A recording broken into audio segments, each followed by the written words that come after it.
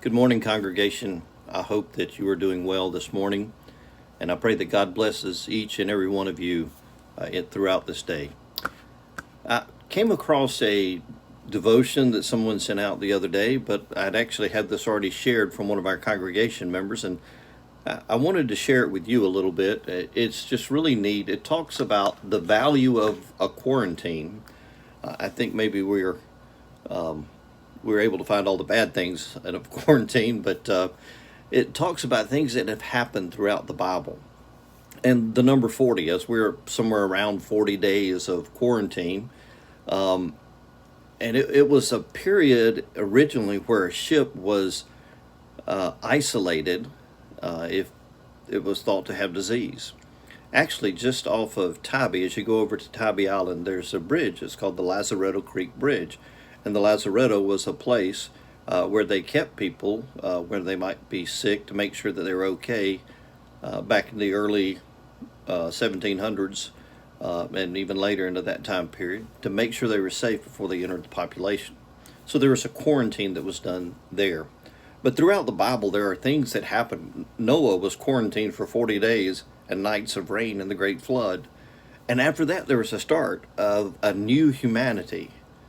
After 40 days in the wilderness, God's people came to the promised land. And after the 40 days that Moses was on the mountain, God presented the people through Moses with the law, the 10 Commandments. After 40 days of Jonah's warning, Nineveh was saved. And after Jesus spent 40 days in the wilderness being tempted, he began his world-changing ministry. And after 40 days of Lent, we share in the joy of Easter and the resurrection. So a lot of things can happen in a 40-day time period, or in a quarantine, if you will. And in most cases, when you come out of a quarantine, things change.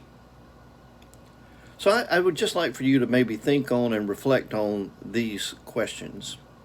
What do you think God may be doing in your quarantine for you? What is he changing? And what insights are you having about this time being apart from others? And then when this quarantine eases, will you be renewed and restored? And will your direction in life be changed? Today in our lectionary, we're looking at Psalm 116, and it's a psalm of thanksgiving. It says, "I love the Lord because he heard my voice and my supplication, because he inclined his ear to me. Therefore I will call upon him as long as I live. The snares of death encompassed me, the pangs of Sheol laid hold on me. I suffered distress and anguish. Then I called on the name of the Lord. O Lord, I pray, save my life. Gracious is the Lord, and righteous our God is merciful. The Lord protects the simple. When I was brought low, he saved me. Return, O my soul, to your rest, for the Lord has dealt bountifully with you. For you have delivered my soul from death, my eyes from tears, my feet from stumbling. I walked before the Lord in the land of the living. I kept my faith, even when I said I am greatly afflicted. I said in my consternation, everyone is a liar. What shall I return to the Lord for all his bounty to me? I will lift up the cup of salvation and call on the name of the Lord." God bless you, and see where God is working in your life as we go through this time together. Have a wonderful day.